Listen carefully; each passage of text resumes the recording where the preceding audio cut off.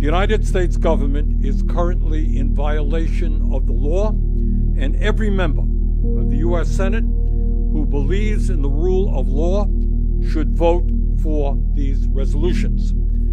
The United States cannot provide weaponry to countries that violate internationally recognized human rights or block U.S. humanitarian aid.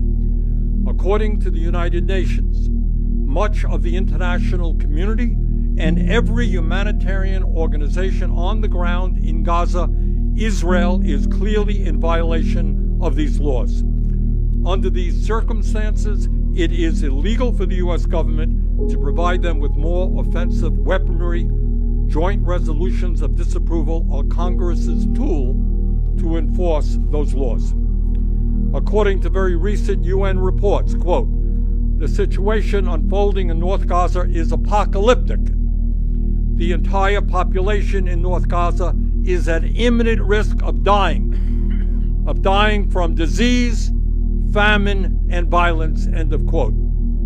But what makes it even more painful is that much of what is happening there has been done with U.S. weapons and with American taxpayer support. In the last year alone, the U.S. has provided $18 billion in military aid to Israel and delivered more than 50,000 tons of military equipment. What these resolutions stand for is the simple proposition that U.S. taxpayer assistance should not come in the form of a blank check.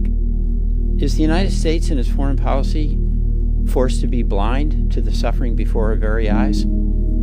In other words, and this is the most important point to be made, the United States of America is complicit in these atrocities. That complicity must end, and that is what these resolutions are about. It is time to tell the Netanyahu government that they cannot use U.S. taxpayer dollars and American weapons in violation of U.S. and international law and in violation of our moral values.